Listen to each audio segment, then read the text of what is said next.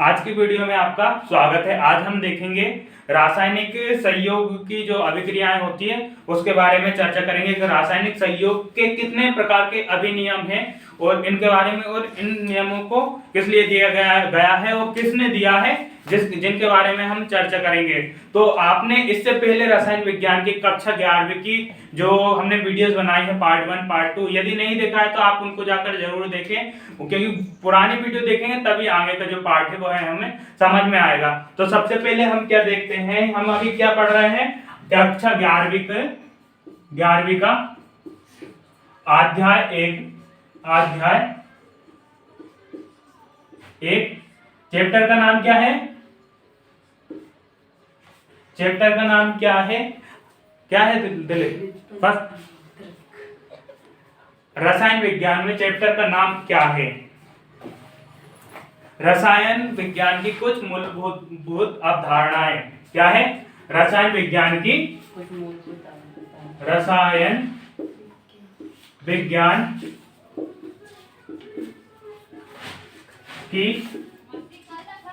मूलभूत अवधारणा। अब अवधारणा के बारे में पढ़ा है तो हमने सबसे पहले क्या रसायन विज्ञान, अभी हम कक्षा 12वीं में आए हैं, न्यू हमें यानी ये सब्जेक्ट मिला है क्या रसायन विज्ञान। तो इसमें सबसे पहले हमारे पास ये होना चाहिए कि रसायन विज्ञान क्या है। रसायन विज्ञान के अंतर्गत किन किन शाखाओं के बारे में हम डिटेल से पढ़ेंगे। तो रसायन विज्ञान की शाखा, इसके कार्य क्षेत्र का वर्णन पढ़ा है हमने और परिभाषा पढ़ी। पदार्थ क्या है इसके बारे में पढ़ा है। पदार्थ की भौतिक एवं रासायनिक अवस्था पढ़ी है। जैसे भौतिक अवस्था 3 प्रकार की होती है, रासायनिक अवस्था 2 प्रकार की होती है, जिसमें ठोस, द्रव, गैस और समांग और विषमांगी पदार्थ। तो इनको हमने बहुत अच्छे डिटेल से पढ़ा है लेकिन पुरानी वीडियो में। अब हम देखते हैं क्या जो नियम दिए गए हैं उन नियम के, रासायनिक संयोग के 5 नियम दिए गए हैं। क्या? रासायनिक संयोग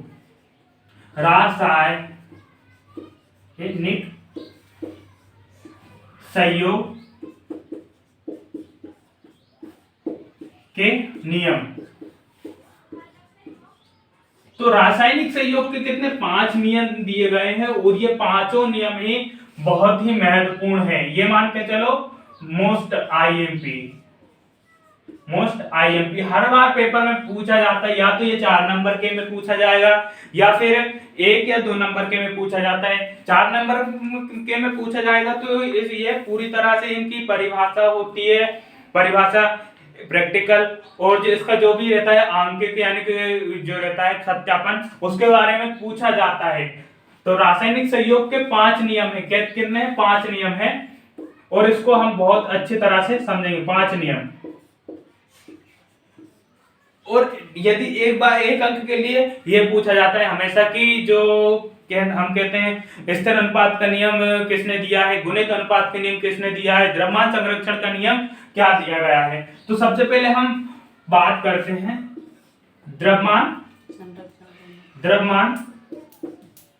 संरक्षण का नियम। संरक्षण का नियम। अब ये नियम किसने दिया है? तो ये नियम दिया है किसने? लेवाजिए ने। ये नियम दिया है लेवाजिए ने। अब लेवाजिए ने दिया है ये तो ठीक है, पर इसके पश्चात हमें इसके बारे में क्या थोड़ी डिटेल होनी चाहिए। द्रव्यमान संरक्षण का नियम क्या है? तो जब भी हम कोई पदार्थ को ना तो उत्पन्न कर सकते हैं ना ही इसे नष्ट कर सकते हैं। पदार्थ को ना तो हम उसको जो रहता है द्रव को, इसको क्या बोलते हैं? द्रव की अविनाशता का नियम भी कहते हैं। द्रव की अविनाशता का नियम कहते हैं। तो ये क्या होता है? जो द्रव रहता है उसको ना ही हम उत्पन्न कर सकते हैं। जो द्रव रहता है द्रव को ना तो उत्पन्न किया जा सकता है, उत्पन्न किया जा सकता है, उत्पन्न किया जा सकता है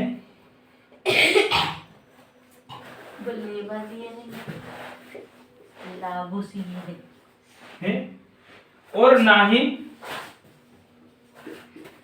और ना ही नष्ट किया जा सकता है, जा सकता है, सकता है। इसे क्या एक रूप से दूसरे रूप में परिवर्तित किया जा सकता है, इसे एक रूप से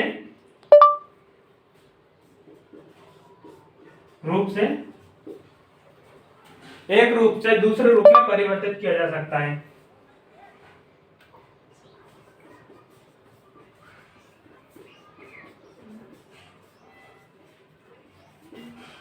में परिवर्तित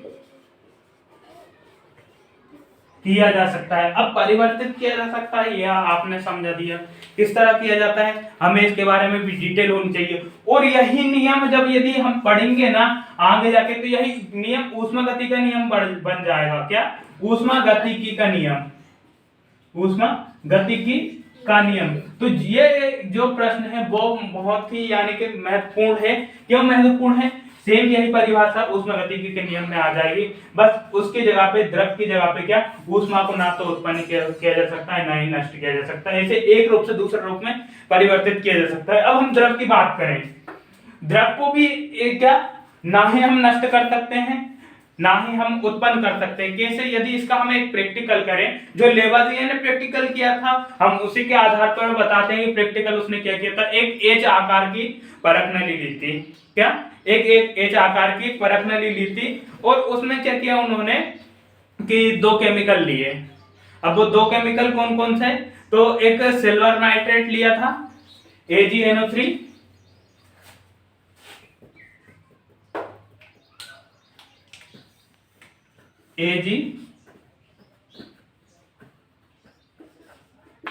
AgNO3 और प्लस जो लोहे की कील ली थी, लोहे की कील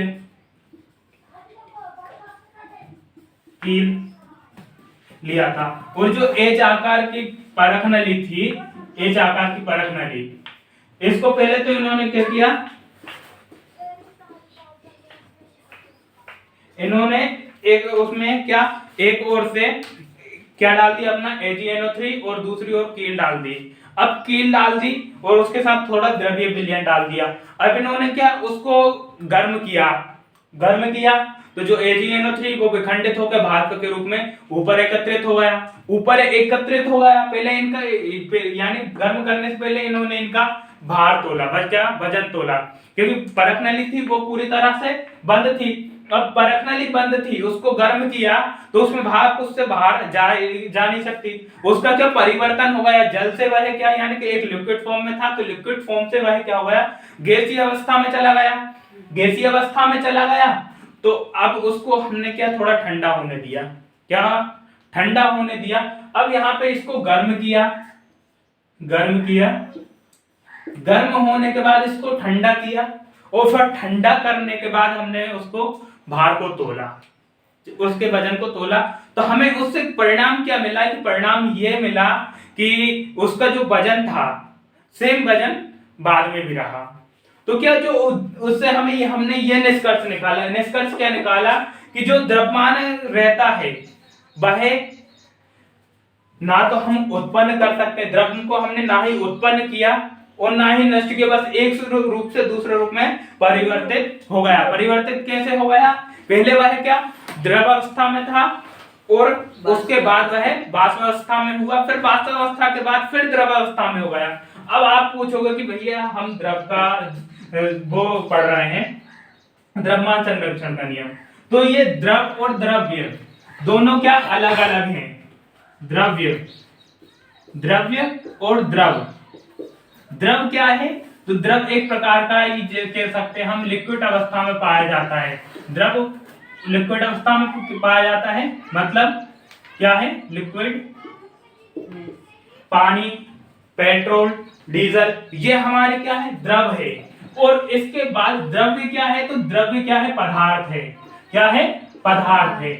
अगर ये पूछे कोई भी कि द्रव्य क्या है, तो ये हमारे पास द्रव्य है,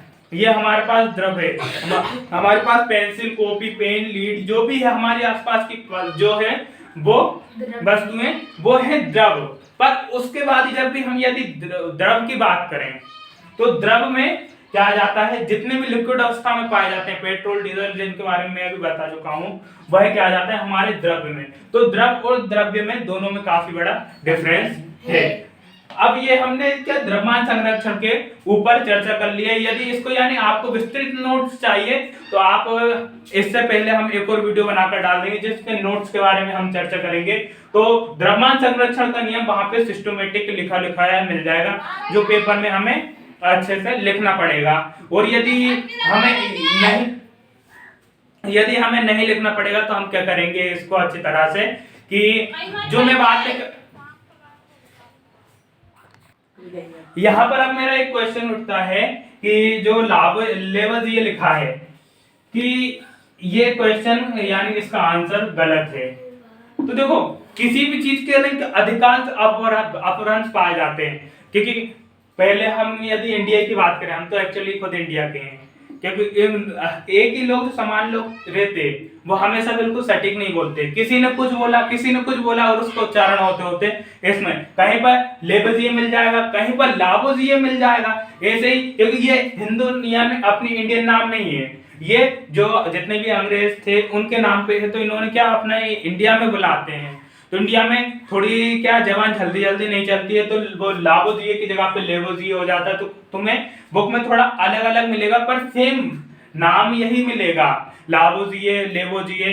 तो इसके बारे में आप टेंशन मत करिए, बस जहां पर भी यदि द्रव्यमान संरक्षण का नियम आ जाए तो उस लेवोज़िए ही रहेगा या लावोज़िए रहेगा, जो भी है आपको तुरंत समझ में आ जाएगा कि हाँ यही इसका आंसर है लावोज़िए। और इस बार ऑब्जेक्टिव की आप टेंशन मत लीजिए, ऑब्जेक्टिव तो आने वाले है ही नहीं, तो इस पर क्या जो भी है हमें हर चैप्टर को बहुत ही अच्छे और डीपली से समझना पड़ेगा, तभी हम क्या पेपर में अच्छे अंक ला पाएंगे। तो अब हम इसके बाद चर्चा करते हैं क्या दूसरे स्थिर अनुपात के नियम पर।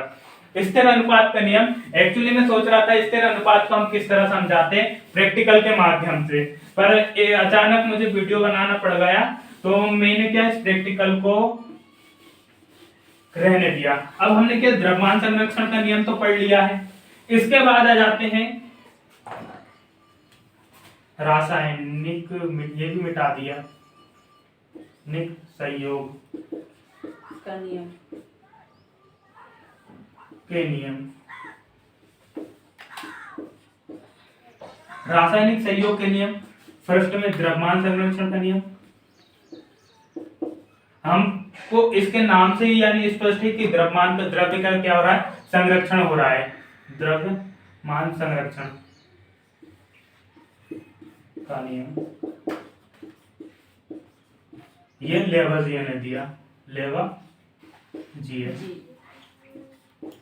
तो इसके लेकर आप यानी थोड़ा फिक्र ना करें कि ये लेवज़िए है लावोज़िए है क्या है। दूसरा जाता है हमारा स्थिर अनुपात का नियम, ये भी महत्वपूर्ण है, स्थिर अनुपात का नियम। अनुपात का नियम, ये नियम स्थिर अनुपात का नियम सबसे पहले हमारे पास ये आ जाता है कि किसने दिया स्थिर अनुपात का नियम, किसने दिया। तो सबसे पहले हम इसको किसने दिया है, लुइस जोसेफ लुइस प्राउस्ट। तो यहाँ पर ये लुइस प्राउस्ट तो जरूर लिखा है, पर कहीं पेपर में यदि तो मिले तो हमें यहाँ पर लुइस अकेला मिलेगा कि स्थिर अनुपात का नियम किसने दिया है, तो लुइस लिखा है, कहीं पर प्राउस्ट लिखा है। तो क्या इससे अलग हमें समझ में जाएगा कि स्थिर अनुपात की खोज जो नियम दिया है वो किसने दिया है, जोसेफ लुइस प्राउस्ट ने। अब स्थिर अनुपात का नियम क्या है, सबसे पहले हम इसी के बारे में चर्चा करते हैं। तो यदि हम कल्पना करें जल तो आप सभी ने पिया होगा, देखा होगा, देखा होगा। तो यदि हम यहाँ के पृथ्वी के जल और चंद्रमा के जल की बात करें, क्योंकि अभी चंद्रयान 3 गया है, भारत ने ही चंद्रमा पर जल की खोज की है, तो क्या यदि हम उसको जल बोल रहे हैं तो जल भी वही सेम रहेगा जो इसका अनुपात जहां पे है। इस जब हमने पूछा क्या स्थिर अनुपात, इसके नाम से ही स्पष्ट है स्थिर अनुपात कि इसका जो अनुपात रहेगा वो स्थिर है। अनुपात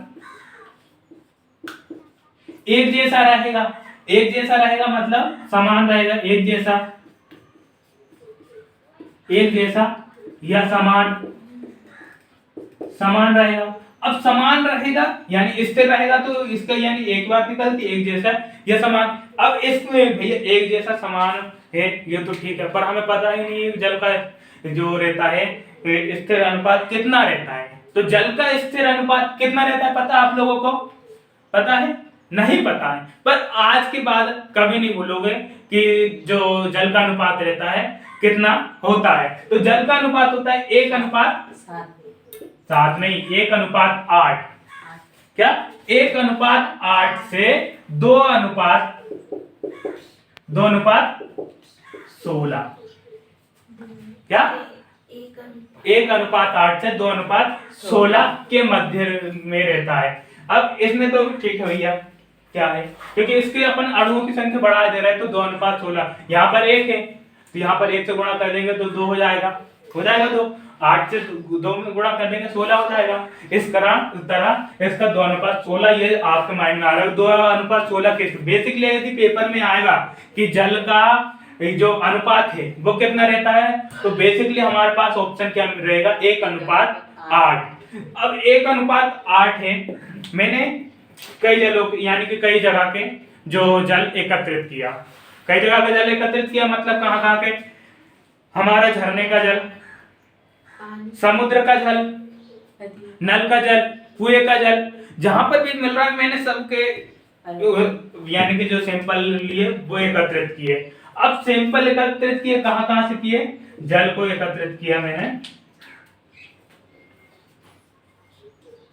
जल को सबसे पहले तालाब, कुएं,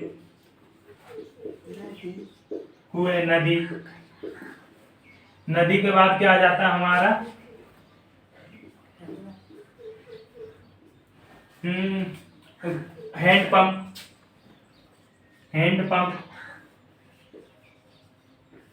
हैंडपंप के बाद आ जाता है नल। इन सभी जगह से हमने एकत्रित किए। अभी दिए हम उनको वाटर बोल रहे हैं, जल बोल रहे हैं, तो उनका अनुपात क्या एक समान ही रहेगा। भले चाहे स्वाद में फर्क आ जाए, किसी में आयरन की अधिकता पाई जाती है, किसी में आयरन की कमी पाई जाती है, तो इस कारण उनके स्वाद में अंतर आ जाएगा। पर यदि उसको हम जल कह रहे हैं तो हम उसको जल कहेंगे तो क्या वह उसका अनुपात ही 1:8 ही रहेगा।